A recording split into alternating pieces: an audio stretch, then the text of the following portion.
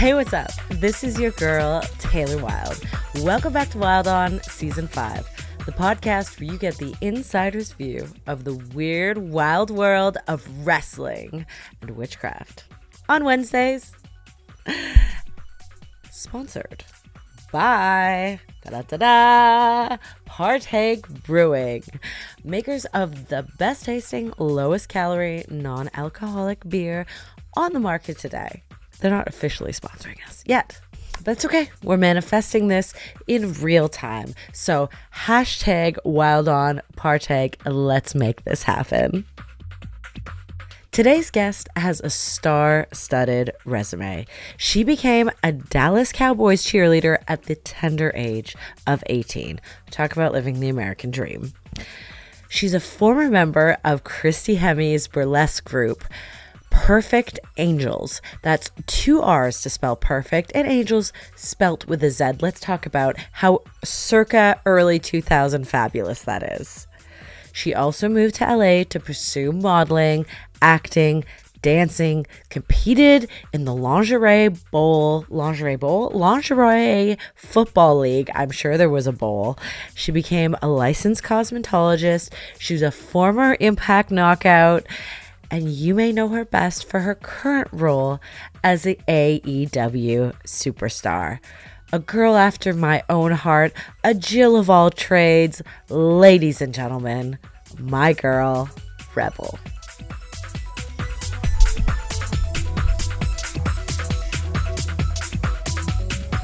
Well, thank you for taking the time to do my podcast. Thank you for having me. You know, so many people speak so highly of you and just love you so much. Oh. And I know that we all met briefly in Canada. Yeah. And you could tell your energy is super cool. So I was like, yes, I have to come on your show. Well, I'm very, very thankful. Like you said, we had a brief interaction in Toronto, but I'm really excited to get to know each other on like a more intimate / professional level. Yeah. Okay, I want to talk about a few different things I'm really excited to talk to you about. I can't decide which one to start, but I'm going to go with the hometown thing. So, being from Oklahoma, how much do you love Zach Bryan? I didn't know that he was from Oklahoma. No way. No. I'm pretty sure. Or at least. I mean, I've been removed from there. I mean, I was just there, but all my family is still there. Yeah. But I mean, I left home when I was 18, even though I go back, for holidays and stuff. Sure. But if anybody or anything that comes good out, I'm a bandwagon. Like when OU is doing good, then I'm like, hell yeah, OU. And if OSU is doing good, I'm like, hell yeah, OSU. And someone, Carrie Underwood, Reba McEntire, like they're Okie. So I'm like, hell yeah, I'm all about anything Oklahoma. If people are doing well in Oklahoma, I'm all about it. I love that. I get that vibe as well. Like Oklahoma people really stick together, and it's like so much hometown support. It is. Well, there's very few things like it's really big in church, really big in chain food restaurants, and really big in sports. So they all just bond over those 3 things usually. Yeah. Fair enough. Well, let's talk about the other side of the American dream. Is you were a Dallas Cowboys cheerleader at 18. That is so fucking amazing. Thank you. Yeah, I originally made it right out of high school. Like I would go to high school. I wake up at 7 in the morning to go to high school. I would have to leave early and drive. I'd have a family member drive me 4 hours to Dallas to make practice by 5. We'd practice from 10 or 11, and then they would drive me back. I'd either sleep or finish homework on the way back to Oklahoma, sleep for a few hours, get up, go to high school. That's how it originally started with the Dallas Cowboys. But I definitely cherish those times, and it really built who I am. And I feel like because I was hazed through their veteran and rookie type of thing. It's very similar to wrestling. That's why I was able to be like, yes, I know, respect, and yes, ma'am, no, ma'am, and the people that come before you, and all, just all those things that you do. That is, it's a step. You wish that you once you get to the veteran status, then you appreciate, how you came up through the system. Sure. Oh my God, sure. So yeah, it definitely helps me prepare for wrestling.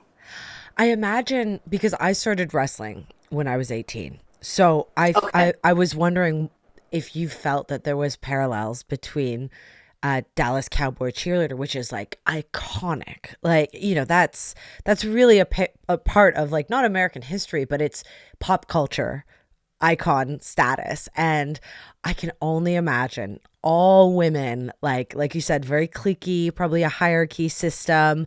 How did you stay grounded and get through that kind of like pressure and cliquiness, and probably like there's so much with self-image just like wrestling. How did you get Yeah. through that so level-headed? Like, you obviously have a tenacious work ethic. Like, you're basically in high school still doing homework, traveling 4 hours there, 4 hours back. Like, that is not easy. Yeah, I would say grounded wise, that's my family. Like that Okay. family keeps you grounded Yeah. and like remind you, I don't think so. You don't get to get a big head. Yeah. That's my family for it would keeps me grounded. But Yeah. I remember going to the games and cheering for the games and like people just, screaming for you, and after the show, like just mobs of fans, pictures, autographs. It was just crazy. And then Wow. as soon as you got home, like nothing. And like you go to the grocery store and like nothing. You know what I mean? It's like during the games or during specific, they know that the Dallas Cowboys cheerleaders are going to be there or the Dallas Yeah. Cowboys are going to be there. Like it's mayhem. But Yeah. as soon as you leave that parking lot, it's back to normal. So that's very humbling That's a and good very point. grounding. Yeah. Um, Looks wise, I mean, just like in wrestling, you have to keep fit and you have to keep up with your craft. Mm-hmm. And that was the same with the Dallas Cowboys cheerleaders. They, at the time, and now it's different, but at the time, it was very hardcore where there was weekly weigh-ins. So it was like And developmental for me. Oh my God. yes, yes. Weekly weigh-ins, and a lot of times there was mind games with that because, like, if a Mm-hmm. girl got an appearance, then maybe they would not put her in the front of the dance line, they'd put her in the back. Or if a girl was a good dancer, but maybe they would, mess with her about her weight. I mean, there Mm-hmm. was girls, they wanted to keep them a certain look, and if the girls Yep. didn't look that way, Yep. then there definitely would be put on weight warning and weight probation. You'd be benched from a game. And there was times where they would we rehearsed in the headquarters, the Dallas Cowboys cheerleaders and Dallas Cowboys headquarters in Valley Ranch, Yeah. and they would post your weight, what your weight should be, and where you should lose it. And if Oh anybody, like, they did tours of our locker rooms all the time. Players could go see that, the public could go see that if they were taking a tour. my God. And of course all your fellow cheerleaders, your friends, they would all see that. And sometimes if you didn't lose it by the time that you were supposed to lose it, you would get benched from a game. And Unbelievable. I lost. I remember one time I was on weight warning and I had to lose 7 pounds in 5 days. And I Wow. remember eating cans of tuna to just like to survive. And then I went right before practice. I knew there was going to be a weigh-in and they were going to check my weight. And I sat in a sauna and just drip, drip, drip, drip, drip. Oh, And then as soon as I got out, I fainted. And then of no course. one was no one was in this gym bathroom. Thank goodness. I woke back up, showered off, went and I made weight for for Oh for my them. God. So I did end up losing 7 pounds in 5 days. I know that Jesus. they don't get away with that these days No. now, but Thank God. that's the stuff that I had to do. I had to. Our pom poms, the big fluffy pom poms, those came very small, compacted, like mylar type of strands. So you would Yeah, have to yeah. separate them, fluff them, scrunch them, separate them, scrunch them, fluff them, separate, scrunch. And I literally takes 8 hours to do your palms. So I not only had to do mine, but my group leader, Regina, told me I had to go fluff her palms. So it took me 2 days to get my palms fluffed. It was brutal. Of course. Yeah, Of course. that was a brutal, but it is like, you're just like, just monotonous. It's like never ending. It's like, when will you get to the end? Never. So you get PTSD every time you see a pom-pom is what you're telling me. Yeah, actually, I really do appreciate a good fluff palm, to be honest. I love a fluff palm. Yeah. Love this. Also, like the rules, like when spoken to, you do not speak unless spoken to, and you answer with yes, ma'am, no, ma'am. I remember we were practicing in the July heat, and we don't get water breaks unless they break us for water breaks. And I was dehydrated out in that Texas July heat, and Jesus. I ended up getting a kidney infection because I was so dehydrated. So after that, thank goodness, that was like, I think that was on Friday. So I went to the hospital after practice, the urgent care, and I got the weekend to recover, because if I didn't make practice on Monday, then I would have been binged. So jeez. Those little crazy things like that, like, when you do get a water break, you let the veterans go before you, and you go to the end of the line when you're a rookie, and then as you get a veteran, you don't have to wait in line. But those were some of the things that unbelievable went on. I laugh because I get it. Yeah. I lived it. So please don't think I'm laughing at you. I feel it so deeply that oh my goodness. Okay, so then attached to that, it's almost like paramilitary, this cheerleading hierarchy, but mixed with like old school wrestling rules. Now, we all know, don't shit where you eat, don't date other wrestlers. How did they feel about cheerleaders and football players? Because that is the American couple that we model ourselves after in high school. So were there rules behind dating football players? Absolutely. There was no fraternizing with the football players. And there were girls that got booted, but the players, nothing happened to the players. And of course. So there were girls who did try to go against the rules, and they did. They cut them, and unbelievable. But obviously, nothing happened to the players. So there's also that rule. Well, I can't say I'm surprised, right? But and those players, man, they would try hard. They would try hard. Oh, I bet they would. And I bet they would get zero recognizance. But yeah, a cheerleader, maybe really liked one. And yeah, see you later job. Mm-hmm. Yeah. Well, I hope all those things are slowly balancing themselves out. Because wrestling, oh my God, I had taken 10 years off.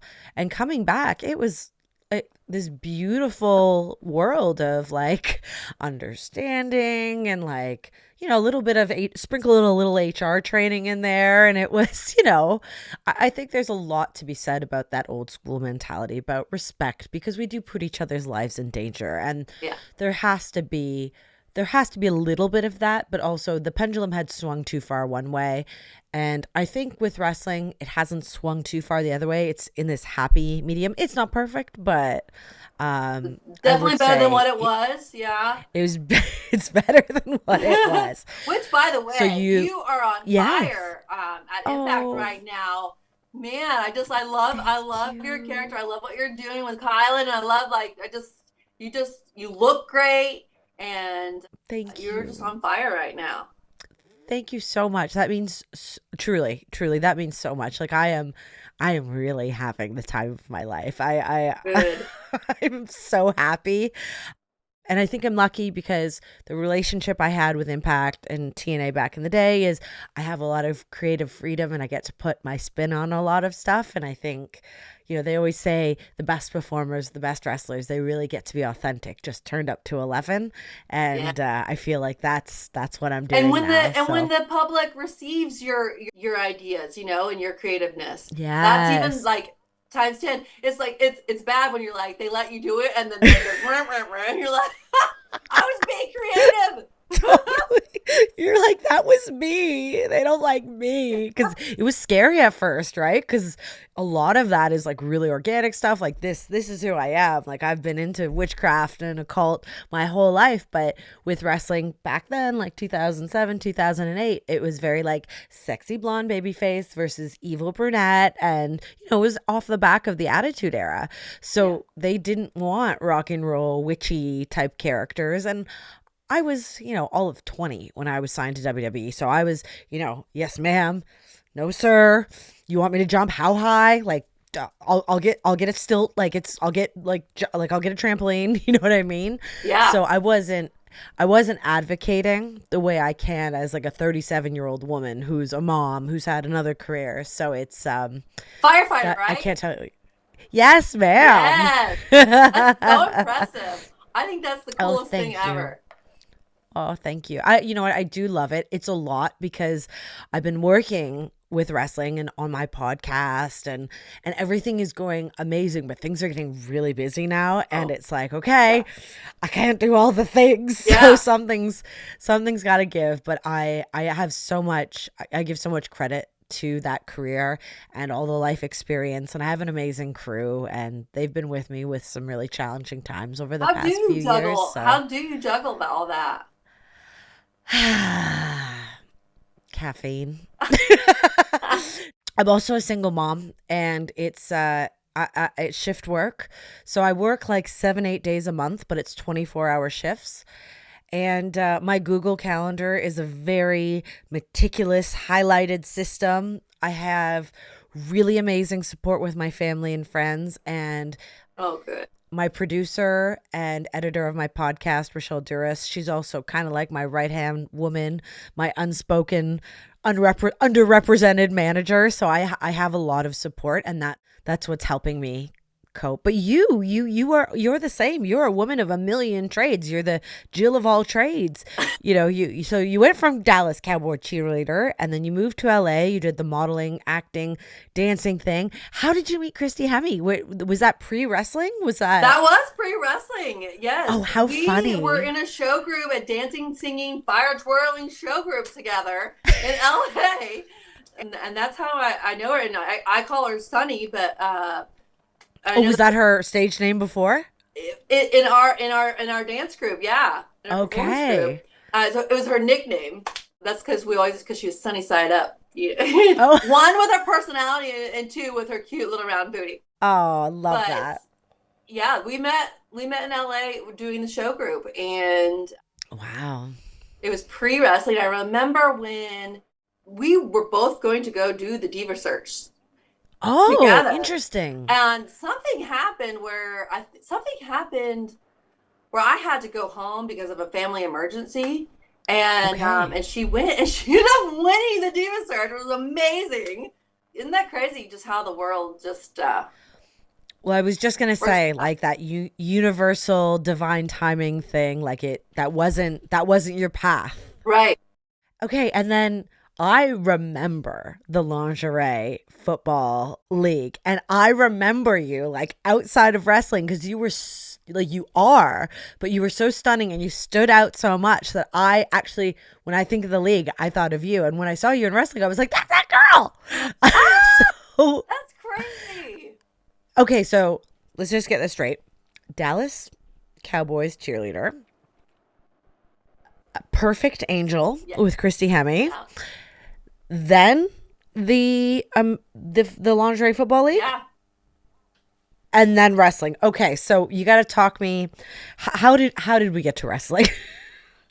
Well, I guess I would start back in Owasso, Oklahoma. Okay. Where I cheered for wrestling. And then I was on the wrestling homecoming court in high school. I would go to the away games with the guys and the different tournaments, and I would just go because I just loved mat wrestling so much, and I loved my friends that were in there, and I'd wrestle around the guys. But at the time, girls couldn't wrestle on the team, so they can now, but they couldn't at that time when I was in high school. Okay.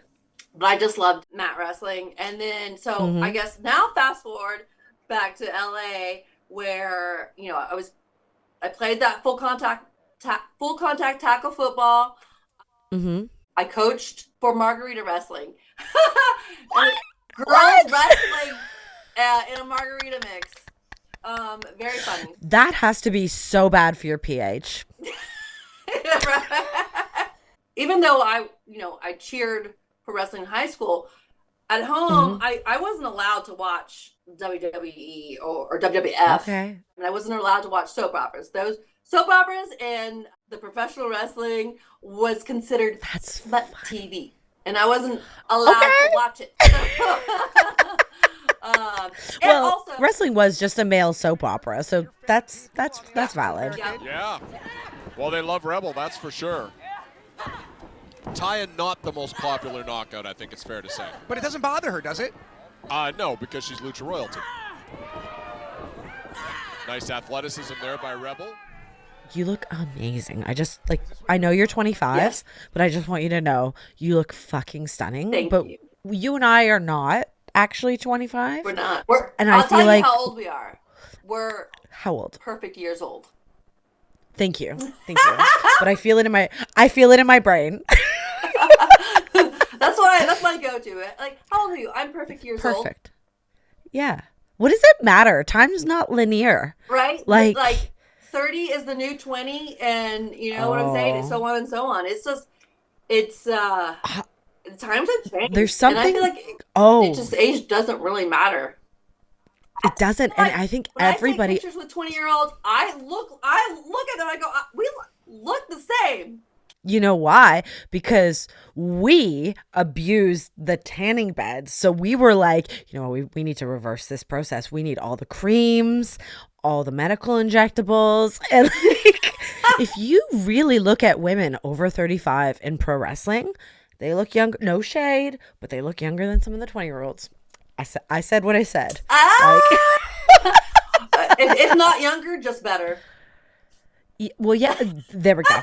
I didn't want to say all the things, so thank you for finishing it up. Okay, let's stay on track, okay? Your brain is worse than... We're both there. We're both going to have 4 conversations at the same time. How did you find wrestling? So that's through Christy Hemme. So it was the Diva Search, and then you decided to train? To do wrestling, and I went on to play football and continue... I think I was at a point where she had become the director of the knockouts, and I had decided that I no longer wanted to be in front of the camera, and I was going to be an artiste behind the camera. Yes. I wanted hair and makeup, and I went to school for it, and ready. Licensed cosmetologist. Yes. We hear this. Yes. And so I gave her a call, and I said, if you ever need a makeup and hair artist, you let me know. And she said, oh my God, I have this perfect role for you. And I was like, no, I'm not being in front of the camera anymore. I'm behind the camera. And she said, well, I don't think you can get into the makeup and hair department if you don't do this role first. You have to do this to get into and get in the department. And I was like, okay, I'll do it for my art. My mom flew to LA to drive with me and help move me to Louisville, Kentucky to train at OVW. Okay. I fell in love with wrestling day one of training. And it actually was like around February 14th. So every Valentine's Day, I celebrate my love with wrestling. And my hate. But fine line. Yeah, and so they said if you want to stick around, learn how to wrestle, and that's what I did, and trained at OVW, and then never looked back. You transitioned into your hair and makeup role at AEW, probably taking a stand again, saying no more. I did that again. In front of the camera. After I left Impact, I was like, you know what? Let's try again. And I started doing the hair and makeup, and then got thrown in front of the camera again. And at this point, I have now said, God, I hear you. I now know that your will for me is this. I'm going to accept it and quit fighting it. And good for you. Yeah, so I don't do the hair and makeup anymore, and just strictly on camera talent, On-air and talent. that's what I plan to keep doing. I've lost my passion for makeup and hair. But the universe, like you said, God, universe, creator, whatever you believe in, the signs, there's forward, and then there's like, okay, come on. Yeah. I'm glad you've accepted it, because you are fabulous. Like, you are such a presence on camera. Thank you. I really appreciate that. I've had a ball at AEW, and good. It's a lot of fun. I had a lot of fun at Impact too.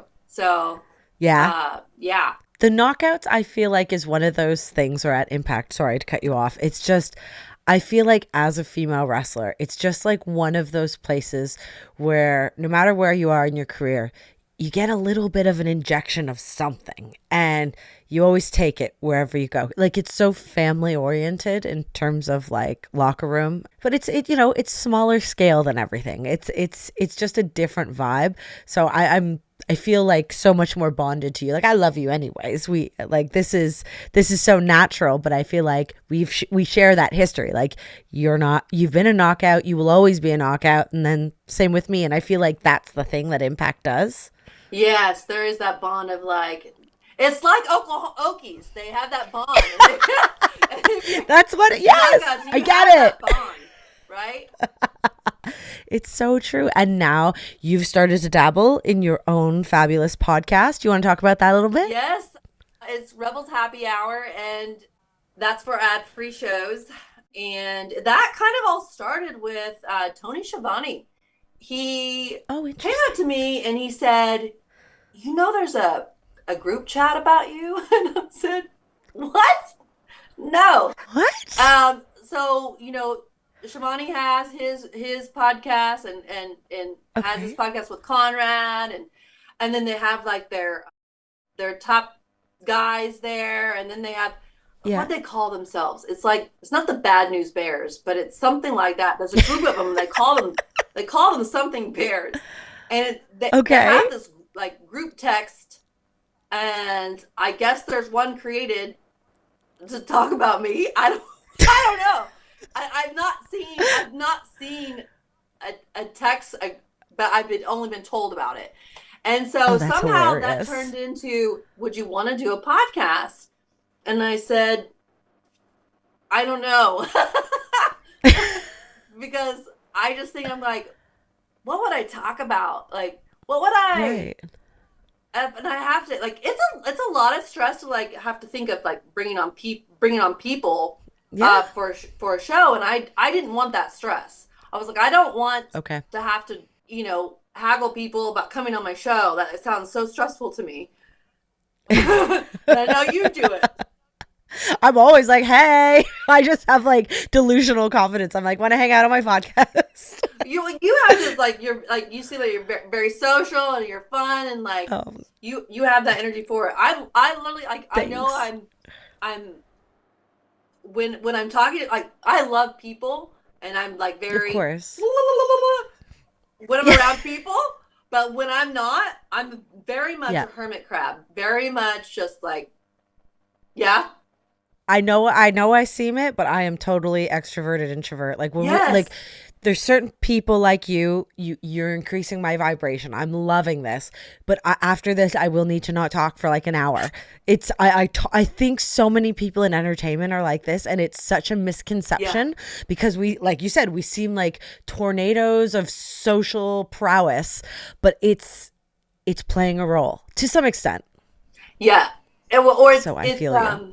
I light up when I'm around people, but also, and I want to be a light to others, but it also, I feed off of people's energy too. And so like, it can be very draining, but not only is it draining, I just like, I don't know, just stop and don't want to think. I get it. Oh, I totally get it. So back to the podcast. It became Rebels Happy Hour, and they said I could drink. And I can do it if you let me have a drink. I'm so good with people. I'm a lover when I drink, and so Okay. like I'm a good drinker. Like Yeah, you're a happy I drunk. can handle my liquor. I can stay Good. composed. Yeah. And so that's what we do. It's really like, remember that old show? You're from Canada, so I know that you might not. Cheers. I don't know. Oh, Okay. yes. Classic. So it's really like Cheers. It's like where all the top guys get together. We drink on the show, and we just drink together, and we shoot the shit. And that's really it. Might be about wrestling. It might not. It might be about one of the guys' daughter's dance recital. It might be. Oh, girl after my own heart. That's what this is. I love it. Like no pressure, and so every Sunday, like it's no pressure. I get to have a drink, and it just feels good. Sometimes when I'm having a bad day, they really lift me up and they make me feel better. And sometimes when they're having a bad day, I lift them up. And like I have a co-host who's a stand-up comedian. His name is Corey Ryan Forrester. He's super freaking funny. Okay. And then we have another co-host who is with ad-free shows, Paul Bromwell. So we have so much fun. And I noticed that there was something special about this, the Rebels happy hour, is because when they had their Top Guy weekend, which is they all meet, it was around an AEW pay-per-view. And they didn't have any Rebels happy hour. You know, there's like meet and greets, there's they live podcast and all that stuff. And I just made a run-in on a big table interview, and all the guys were like were saying, so we have a drinking game, and anytime you say titties, you have to drink. And so everyone's yelling titties. But like Eric Bischoff and JR and Conrad, they're all like, what are these people doing? They knew it was something inside. They didn't think that they were just yelling titties at me, because they would have been so nervous. They were like, oh shit, we're going down. But they knew it was an inside joke. It was a good job. And there was like certain little things that we were doing, and people were popping up and talking, and like during their interview, and like they all figured out that we had some kind of family camaraderie, and we're one of the longest shows on the ad-free shows because the guys asked for it, and we just like, it's just like a family, and I love all the guys that tune in. So that's a huge compliment. Super fun. But is there an episode that stands out to you because of a moment or because of a guest? Who's been your favorite? I don't normally have guests on the show. It really is just the guys that shoot the shit. But every once in a while, if I'm on the road and I'm around my friends, like I'm gonna have the friends. I think it was really cool to have Dustin Rhodes on the show. You know, obviously he didn't drink. He did his whatever, water. Yeah. But it was very cool to have him on the show. He's been on a couple of times. I was with him. He has his own student wrestling academy. So I was there. I go and I do his student showcases, and sometimes I commentate, which is awful. Please don't ever listen to it. And I was there doing that with him. So it was really cool to have him on the show. So I think that was a highlight. Another highlight was the very beginning of of Rebels Happy Hour. I built this room, and it was started with nothing. And I had back behind me is a couch bed, day bed, couch, whatever. Yeah. And I was building it on the show, and like they were helping me build it, and like it was just super fun. It was like that's a fun moment on the show. Oh, that's adorable. Very family. Very family vibe. It's family vibe, but don't really have your children listen in. Yeah. Like, after the kids have gone to bed, family. Yeah. Okay, let's do my top 10 tailor-made questions. It's not a speed round. I just want to hear all your wonderful answers. Okay, are you ready? Okay. If you could choose a theme song that was based on Rebel, the woman, the real person, not the character, what would your theme song for life be? AC/DC Shook Me. Oh, good one. That was easy. You knew. Oh, it's in my heart. It's in my blood. It's in my soul. What is your zodiac sign? Virgo. Oh, you're a Virgo. Interesting. Do you know offhand, have you chosen the same zodiac sign to be in relationships with, or is there one you're attracted to? My fiance is a Pisces, Oh, but I don't know emotional. that I don't know that there's a certain sign that I know that I'm attracted to. Okay, fair enough. I've got friends that whether they knew it at the time or they looked back and kind of got more into astrology, they're like, I've always dated Leos. So I'm always kind of interested if you've noticed like a pattern No, but they've you all been know. different actually. They've all been different. And that kind of says something because when people ask me my type, I say I don't have a Yep. type. I just Mm-hmm. I'm either drawn to you or I'm not. And there's like it Yep. doesn't matter on certain things. Like it's a It's an connection. energetic thing. Yes. This is a thing that I say about Virgos. It says, I freaking Tell love me. Virgo women. They're so effortlessly beautiful with a twisted sense of humor. It can be cold hearted while at the same time putting everyone else before themselves.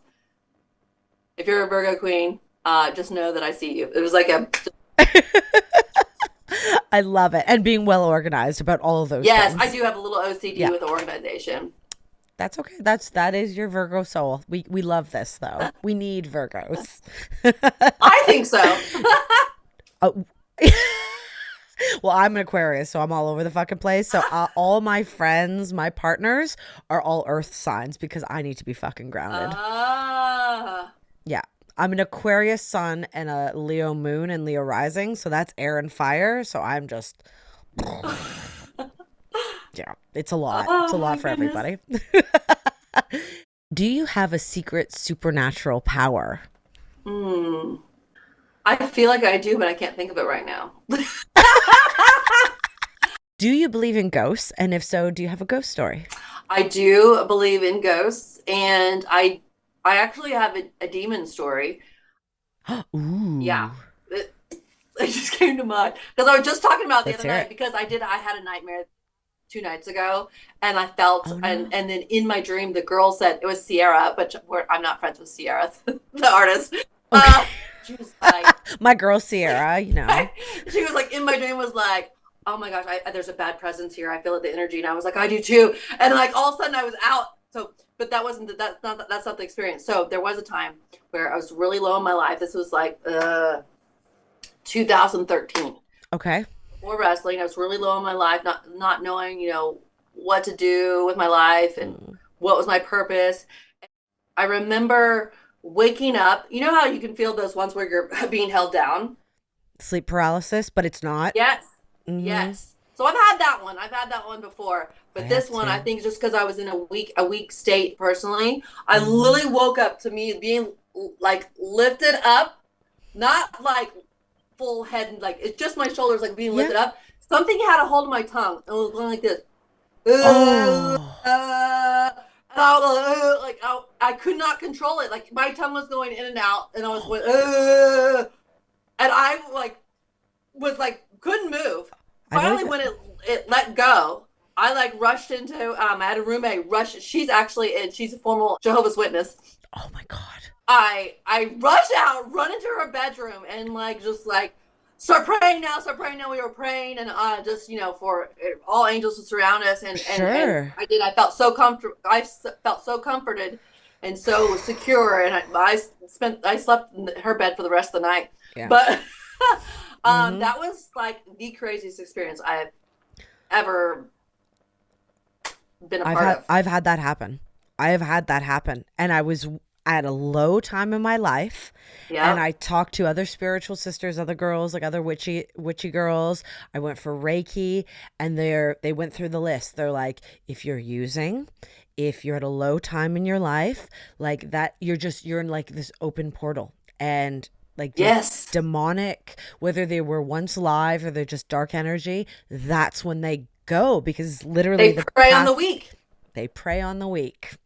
So it's I feel you, sister, and I'm sorry you went through that, but obviously everything's okay. Like it didn't attach Yeah. to you. It was Well, like a I along with having those experiences, I am a Christian and I have a big, strong, firm faith yeah. in the God above, Mm-hmm. and I believe in just as real, just as Jesus and God is real, so is the devil. Oh, completely.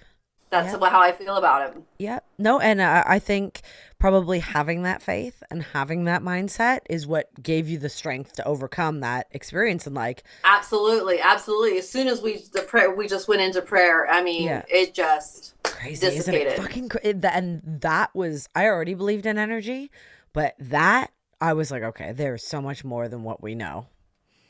Yeah, Oh, absolutely. okay, so now that we've scared everybody on the podcast, uh, let's talk about nip slip, lip slip, pee, sharding. What's been your most embarrassing moment in the ring? Because we've had them all.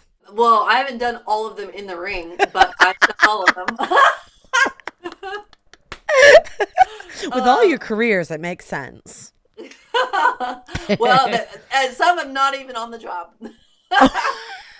Just life. It happens. What comes to mind is actually not in wrestling, is when I was on stage and it was with Christy Hemme. No Well, way. there's two of them, but Okay. what happened? Someone fell on stage. It might have been me, ass up, and I had this like little skirt and like this little skirt, and we were doing a dance routine, and I Yeah. tripped over some wires, some band equipment, and ass up towards the audience, and then we're trying to keep going, and we're like, someone went off the stage. You go in and out of on stage, like different parts. Yeah. Someone fell off the stage into the drum set, and then we're both all trying to dance on the stage. It was me, Christy, and another girl named Maggie, and like I laughing so hard, like pee a little on stage as well. Because I'm trying to do the moves and I cannot stop laughing because things that just happened. It's just one of those shows where you like nothing goes right. Yeah. Nothing goes right. But thank goodness nobody was in the audience, so it didn't really matter. And we just were like, I have peed a little bit in the ring too, like in my man, when you go off that top rope and like hit a big bump, sometimes there's just no It's a rite of passage. no like Kegel can repair you. You heard it here. It's a rite of passage of a female professional wrestler. You can do all the Kegels in the world, but you're not working hard enough if you haven't peed a little bit in the ring. Right? Okay, what is your professional wrestling pet peeve? I still appreciate when a new person comes, that they introduce themselves. Mm-hmm. I still appreciate that. And I notice when they don't. I notice, but I don't hold it against them because I know it is very scary. Mm-hmm. And there's a fine line of like, looking too comfortable and also being respectful. But I mean, I think we know the difference, and I still appreciate that. I do too, because there's so many people, and it's just such a small thing, but it goes a long way. It's like remembering someone's name. It just gives you the warm and fuzzies. Yeah. What movie changed your life? I feel very affected by The Color Purple. I've never Oprah seen that movie. Oh, it's so good. I Yeah? don't know why I connected at a young age when that movie came out, but I was obsessed with the music. I was obsessed with the characters. I was obsessed with the feeling. There's so many feelings, and I truly think that Oprah should have got an Oscar for that role. But it's such a great movie. Danny Glover's amazing. Whoopi Goldberg's amazing. The girl who played Miss Seeley, amazing. I mean, I don't know why I feel so connected to that movie, but it stuck with me my entire life. I don't like to watch movies more than once, and this one I can watch over and over and over and over again. Oh, interesting. Okay, so that says everything then. Okay, who is your favorite band or artist? So I have a hard time playing with favorites because. Or what are you listening to the most right now? Well, that's hard to tell because a Pandora station based on that song like doesn't really tell you. But so I have my Pandora station's called Latch Radio DJ Premier Remix featuring Sam Smith. So it's based off of Sam Smith. No, wait, not Sam Smith. Latch. Does he sing? Yeah, he sings Latch. Sam Smith. And that's my Pandora station. But I'm a big music lover because of my dance background. I believe that the music is therapy, and it depends on my mood. I love country. I love rock. I love pop. I just You're an eclectic. I love R&B. I love Miguel. I love Miguel. Yep. Yeah, I love AC/DC and I love Miguel. Like most of the time on the airplanes, I'm listening to Miguel.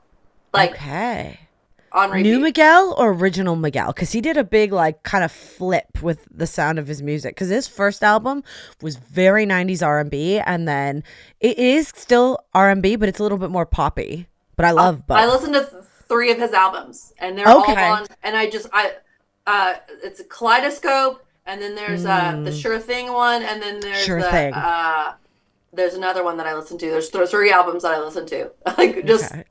And not every song, but like I don't know why. It just makes me that's me. That's it. All right. Who was your most embarrassing crush of all time? Mine was Mark Wahlberg. It's not that embarrassing, but it's just like Marky Mark, you know. Yeah. I guess I had a crush on Brad Pitt growing up, but that's not embarrassing. No. I would assume it would be someone who's really funny and not great looking, but I can't think of who that is. That's because completely. I love to laugh. So well, if for example Harley Cameron, when she was on the show, her most embarrassing crush was Brock from Pokemon. A cartoon character, because she's a nut. Oh, by the way, she and I, we love each other, and we have been good friends before she got into wrestling. So, no way. Yeah, she's one of my favorite people. Okay, we all need to hang out. That's what's gonna have to happen. Yes. Yeah. Perfect. So. Okay, where can all our listeners find you on the social media lands?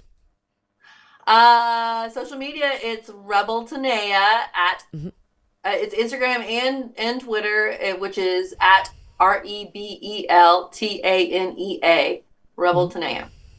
Beautiful. Okay, last one. Finish this lyric. If you could be the cash, I'll be the rubber band. I'll be the shit match. You got it. I will be the fuse. Boom. Boom. The yin and the yang, or you're the macaroni to my cheese, but even though that's not one of the lyrics. It is now. Okay, everyone who's followed my journey knows I'm a massive Zach Bryan fan, so anyone from Oklahoma instantly makes me a super fan. But truly, I've been following Rebel's career for a much longer time than she's actually been in wrestling. I truly remember her when she was part of the Lingerie Football League. Even though it wasn't my cup of tea back then, I did think it was pretty fucking cool. And I hope you guys are enjoying all the talent, all the star-studded superstars that we are bringing to the Wilde On podcast weekly. If you want access to the Wilde On podcast early when we get Wilde on Wednesdays, sign up to the Impact Insiders subscription over at YouTube, and you can have access on Tuesdays. That's right, Taylor Wilde Tuesdays. Speaking of doing things, I would not be able to do this podcast without my badass punk rock girl band, the Wilde On team. I have my right-hand woman, my queen, editor, and producer, the unspoken yin to my yang, Rochelle Douris, and our sister who does the things that we don't understand how to do, the amazing marketing on the interwebs, Madison Galshani. Thank you. I love you guys. And until next week, keep calm and wild on. Blessed be.